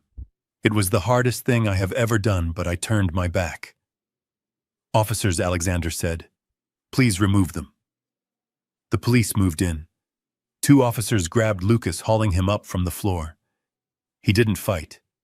He was a broken shell. They cuffed his hands behind his back. 2 other officers approached Brittany. She tried to run, scrambling toward the exit, but they caught her easily. As the handcuffs clicked around her wrists, she screamed a feral, ugly sound of a woman who had lost her soul and her prize in the same night. I stood on the stage watching them be dragged away. I didn't feel triumph. I didn't feel joy. I felt a heavy, somber peace. The cancer was cut out. The building was demolished. Now finally, I could clear the rubble. The heavy steel door of the interrogation room slid open with a mechanical hiss that echoed the finality of a coffin lid closing. I walked in my steps, slow and deliberate, on the linoleum floor. The room was stark, smelling of industrial cleaner and stale coffee, a sharp contrast to the perfumed air of the Ritz-Carlton ballroom, where I had last seen my son. Lucas sat at a metal table, his hands cuffed to a steel ring bolted to the surface. He was still wearing his tuxedo from the gala, but it was ruined now. The collar was unbuttoned, the tie was missing, and the expensive fabric was wrinkled and stained with sweat. He looked up when I entered. His eyes were red, swollen from hours of crying. When he saw me, he didn't look like a man of 40. He looked like a terrified child who had broken a window and was waiting for the punishment. "Dad," he choked out, lunging forward as far as the chains would allow. "Thank God. You came. You have to help me. You have to tell them it was a mistake." I pulled out the metal chair opposite him and sat down. I didn't say a word. I just looked at him. I looked at the face that used to smile at me over birthday cakes, the face I had watched sleep in a crib, the face I had been so proud of. Now I just saw a stranger. It was Brittany. Lucas babbled, the words spilling out of him in a desperate torrent. "She made me do it, Dad. She is the one who wanted the money. She is the one who found the loan sharks. I tried to stop her. I told her it was wrong. She threatened to leave me. She manipulated me. You know how she is. She is crazy. I listened to him throwing his wife to the wolves, the same woman he had conspired with to kill me just 24 hours ago. It was pathetic. It was the final confirmation that there was no spine left in him, no moral core to salvage." "Stop," I said. The word wasn't loud, but it cut through his panic like a blade. Lucas froze, his mouth hanging open. "I don't want to hear her name," I said, my voice steady and cold. "And I don't want to hear your excuses. But Dad," he whined, tears leaking from his eyes, "I am your son. You can't let me go to prison. I am scared." I leaned forward, placing my hands flat on the table. "You are 40 years old, Lucas. You are not a child. You are a man who made choices. When Brittany kicked me, you watched. When she starved me, you watched. When she told you to poison my soup, you didn't pour it down the sink. You brought it to me. You handed me the cup. You looked me in the eye and told me to drink it. Lucas flinched as if I had slapped him. That wasn't Brittany, and I continued, my voice rising just slightly. That was you. That was your hand. That was your choice, that you chose greed over your father. You chose a lifestyle over a life. And now you have chosen this cell. I stood up. I had seen what I needed to see. There was no remorse in him, only regret that he had been caught. Dad, wait. Where are you going? Please. I walked to the door and knocked on the glass. The guard opened it immediately. I am going to live my life, Lucas, I said without turning back. Something you should have done a long time ago. Goodbye. The door closed, muffling his screams. As I walked down the long fluorescent-lit hallway of the precinct, I didn't feel the crushing weight of grief I expected. I felt lighter. The burden of carrying him, of protecting him from his own weakness, was finally gone. The wheels of justice turned, quickly greased by the mountains of evidence Sarah and Alexander had compiled. The plea bargains were rejected. The trial was short. The jury didn't need long to deliberate after seeing the video of the abuse. Lucas and Brittany were both sentenced to 5 years in federal prison for embezzlement, elder abuse, and attempted fraud. It was a mercy, really. It gave them time. Time to sit in a cell and think about the $50 vase that cost them everything. There was a child involved, a nephew on Brittany's side who had been staying with them occasionally, a boy I had barely met. The state was going to put him in foster care. I intervened. I didn't take him in, I was too old to raise a child again. But I set up a trust. I paid for a tuition at a top-tier boarding school in New England, a place that taught character and integrity. I gave him a chance to break the cycle, a chance Lucas had squandered. It was the last check I would ever write for that branch of the family. Then I went back to the house. It was empty now. The police tape had been removed. I walked through the rooms listening to the echoes of the past. I walked into the kitchen where I had been dragged. I walked down to the basement. I looked at the lumpy mattress. I looked at the vent where I had hidden the watches. I didn't feel nostalgia. I felt like I was standing in a graveyard. I called a real estate agent the next morning. I put the house on the market for 20% below value for a cash buyer. I wanted it gone. I wanted the physical structure of my trauma erased from the earth. When the check for the sale came through, adding to the millions I already had, I didn't put it in the bank.